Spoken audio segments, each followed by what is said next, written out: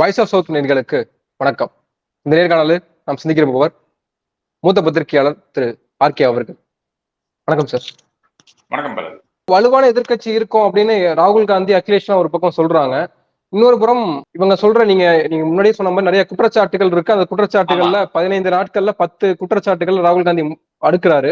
அப்போ இது எல்லாமே அட்ரஸ் பண்ண மாட்டேன்றாங்களா? அதை எப்படி நம்ம எடுத்துக்கிறது?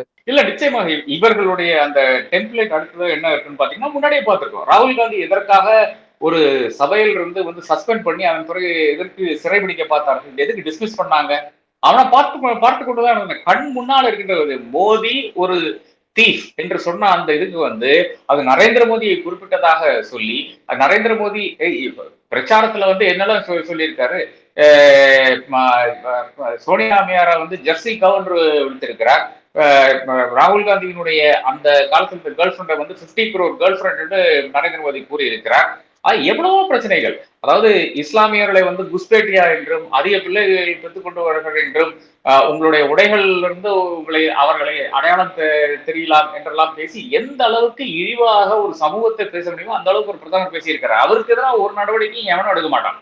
யாருக்கு மேல நடவடிக்கை எடுத்து ராகுல் காந்தி மேல நடவடிக்கை எடுத்தாங்க. சிறைபிடிக்கிறதுக்காக அந்த விஷயங்களை எல்லாம் செய்தார்கள். அது ஒண்ணு. இரண்டாவதாக என்ன செய்தார்கள், இவர்களை மவா மைத்ராவை சபையிலிருந்து டிஸ்மிஸ் பண்றாங்க. அதாவது இந்த டிஸ்மிஸ் பண்ற அதிகாரம் நிச்சயமாக ஓம் பிர்லா கிடையாது. அதை செய்திருக்கிறார். அப்ப அந்த அளவுக்கு அன்டெமோக்ராட்டிக்காக பாஜக என்னென்ன சொல்கிறதோ, நரேந்திர மோடி என்னென்ன சொல்கிறதோ அதை கம்ப்ளீட்டாக செயல்படுத்தக்கூடிய ஒரு ஸ்பீக்கராக அவர் செயல்பட்டுக் கொண்டிருக்கிறார். அந்த மாதிரியான ஒரு நபருடைய இதுல என்ன நடக்குன்னு பாத்தீங்கன்னா, அடுத்ததாக எத்தனை பேரை டிஸ்மிஸ் பண்ணுவாங்கன்னு நம்ம பார்க்க போறோம். டிஸ்மிஸ் பண்ணி அவர்கள் மேல் கிரிமினல் வழக்கு போட்டு அவர்கள் கண்டெஸ்ட் பண்ணாத விதத்தில் வந்தால் இதான் பேட்டர்னா இருக்குங்க. அவர்களை கண்டெஸ்ட் பண்ண விட மாட்டாங்க. அதன் பிறகு மறுபடியும் அவரை சார்ந்தவர்கள் ஜெயித்து வருவார்கள். அவர்களுக்கும் இதே நிலைதான் இருக்கும் என்று நான் கருதுகிறேன். இதற்கு முழுக்க காரணம் இன்றைக்கு இருக்கின்ற நிதிஷ்குமாரனுடைய மெத்தன போக்கு, இன்றைக்கு இருக்கின்ற சந்திரபாபு நாயுடைய மெத்தன போக்கு தான்.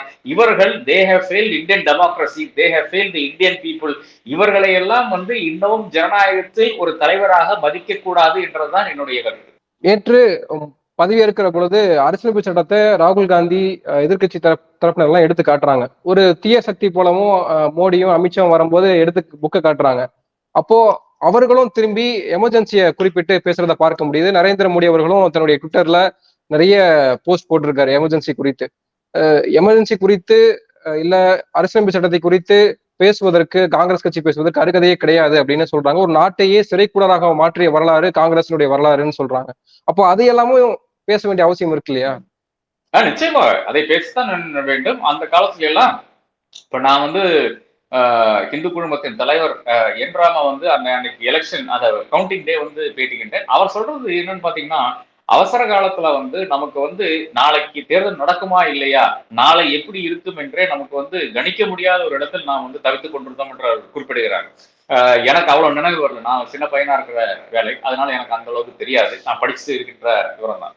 அப்ப அதுல இருந்து இன்னைக்கு ஒரு ஜனநாயகம் இயங்கிக் கொண்டிருக்கிறது. அந்த வித்தியாசம் நாம் காணத்தான் வேணும். ஆனால் இந்த ஜனநாயகம் எப்படி இயங்கிக் கொண்டிருக்குன்னு பாத்தீங்கன்னா, ஒரு ஓம் பிர்லா அந்த ஜனநாயகத்தினுடைய கரங்களை வலுப்படுத்தவில்லை. அவர் அது மறுபடியும் நலிவுபடுத்திக் கொண்டிருக்கிறார். ஒரு சுப்ரீம் கோர்ட் இன்னைக்கும் அரவிந்த் கெஜ்ரிவாலுக்கும் ஹேமந்த் சோரேனுக்கும் மணிஷ் சிசோடியாவுக்கும் ஒரு செந்தில் பாலாஜிக்கு பெயில் கொடுக்காதன் மூலம் அந்த ஜனநாயகத்தினுடைய குரலை நசுக்கிக் கொண்டிருக்கிறார்கள்.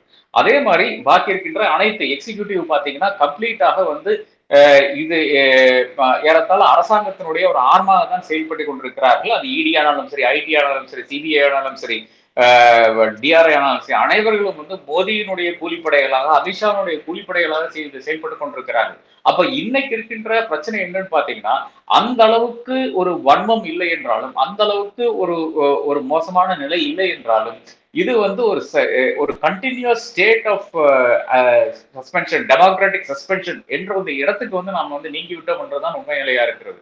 அப்போ அங்க அதாவது அவசர காலத்துல நாளைக்கு ஜனநாயகம் இருக்குமா, இல்லை என்றால் நாளைக்கு ஜனநாயகம் திரும்பி வருமா, நாளைக்கு தேர்தல் இருக்குமா என்று தெரியாத நிலையில் நாம் தவிச்சு கொண்டிருந்தோம். இங்க அந்த ஜனநாயகத்தை வைத்துக்கொண்டே ஜனநாயகம் ஆன்டி டெமோக்ராட்டிக் வேலை இவர்கள் பயணித்துக் கொண்டிருக்கிறார்கள். இதுதான் ஒரு வித்தியாசமாக இருக்கிறது. ஆனால் அந்த வித்தியாசம் என்னை பொறுத்தளவு அது ஜஸ்ட் ஒரு ஒரு கண்துடைப்பான வித்தியாசமாகத்தான் நான் பார்க்கிறேன் என்ற ஃபியர் எமர்ஜென்சிலையும், அதாவது அவசர காலத்திலையும் இப்போதும் இருக்கின்ற ஒரு காமன் ஃபேக்டர் பாத்தீங்கன்னா பயம். அந்த அச்சுறுத்தல் இருக்கு இல்லையா, அதாவது டிஆர்ஐ வச்சு நான் வந்து ரெய்ட் பண்ணுவேன், இடியை வச்சு ரெய்ட் பண்ணுவேன், சிபிஐ வச்சு ரெய்ட் பண்ணுவேன், ஐடியை வச்சு ரெய்ட் பண்ணுவேன், அந்த அச்சுறுத்தல் அந்த பயம் வந்து மக்களுக்கு வந்து ஊட்டிக்கொண்டே இருக்கின்ற ஒரு 2 நபர்களாகத்தான் இன்னைக்கு நரேந்திர மோடியும் அமித்ஷாவும் செயல்பட்டுக் கொண்டிருக்கிறார்கள். என்ன இந்திரா காந்தி செய்தார்களோ, fear, using fear as a weapon, அதே விஷயத்தை தான் இவர்கள் செய்து கொண்டிருக்கிறார்கள். அந்த விஷயத்தில் 2 ஒன்றுதான் என்று நான் காணுகிறேன். அதனால வந்து பாஜக வந்து அவசர காலத்தை பத்தி பேசுறதுக்கு நரேந்திர மோடிக்கும் அமித்ஷாவுக்கும் அருகதையே கிடையாது என்றுதான் உண்மை நிலை. அப்போ மைனாரிட்டி கவர்மெண்ட்ல எல்லா நடவடிக்கைகளுமே மீடியம் அதே மாதிரி நடைபெறும் அப்படின்னா, அப்போ மோடி அப்படியே தானே இருக்காரு, வேற எந்த மாற்றமும் இல்லையில? நிச்சயமாக இல்லங்க. அதுல ஒரே ஒரு பிரச்சனை என்னன்னா, ஏதோ ஒரு கட்டத்துல வந்து இந்த எம்பிஸ்க்கு வந்து நல்ல புத்தி தோணி ஏதோ ஒரு பில்லுல வந்து அரசாங்கத்தை வந்து கவுத்து விட்டாங்கன்னா அதோட முடிஞ்சு போயிடும். அதுதான் இவருடைய பெர்பெச்சுவல் ஃபியராக இருக்கும். அவர்கள் என்றைக்குமே வந்து திரும்பி பார்த்தா நடக்க முடியும் என்ற ஒரு நிலை இன்னைக்கு இருக்கிறது. இல்லை என்றால் நீங்க வந்து 272 எப்படியாச்சும் கொண்டு வந்துடணும். அது எப்படின்னு பாத்தீங்கன்னா, ஒண்ணுமில்ல, நேற்று ஒரு டிவி விவாதத்தில் இருந்தேன். அதுல வந்து ஒரு வலதுசாரியும் அதே மாதிரி பிஜேபியினுடைய நபரும் என்ன கூறுறான்னு பாத்தீங்கன்னா, நாங்க வாங்கிடுவோங்கிறாங்க. அது அந்த அளவுக்கு வெளிப்படையா சொல்லலாம் கூட, ஒரு ஒரு தீங்கு நடக்கும் போது அதை விட ஒரு ஒரு நல்லது செய்யறதுக்காக ஒரு ஒரு மோசமான வழியும் தேர்ந்தெடுக்கலாம் என்று ஒருத்தர் கூறுகிறார். இன்னொருத்தர் வந்து இல்ல வாங்கிடுவாங்க அப்படிங்கிறாரு. இதுதான் அவர்களுடைய இன்றைய மனநிலையா இருக்கிறது. எவனையா வேணாலும், எந்த எம்பியை வேணாலும் காசு கொடுத்து வாங்கிடலாம் என்ற ஒரு நிலை இருக்கிறது. அந்த ஒரு பயணத்தில் தான் அவர்கள் இருக்கிறார்கள். அவர்களுக்கு அது இது மட்டும் தான் தெரியும். வாங்குறது, அதாவது எம்பிஸை வாங்குறது, அவர்களை உட்கார வைக்கிறது, அதன் பிறகு வந்து ஒரு சர்வாதிகார போக்குல வந்து எல்லாத்தையும் நடத்துறது, இது வந்து ஒரு ஹிந்து ராஷ்டிரமாக அடுத்த வருஷம் வந்து டிக்ளேர் பண்றது. இதுதான் அவர்களுடைய அந்த ஒரு ஒரு டெம்ப்ளேட்டா இருக்கிறது. அந்த டெம்ப்ளேட்டை முறியடிக்கிறது தான் ராகுல் காந்தியும் பாக்கி இருக்கின்றவர்களும் வந்து பேசிக் கொண்டிருக்கிறார்கள், பாடுபட்டுக் கொண்டிருக்கிறார்கள். என்னை போன்றவர்கள் அதற்காகத்தான் பேசிக் கொண்டிருக்கிறோம். நன்றி சார், நிறைய விஷயங்களை பகிர்ந்திருக்கீங்க. உங்க நேரத்துக்கு மிக்க நன்றி. நன்றி பாலாஜி.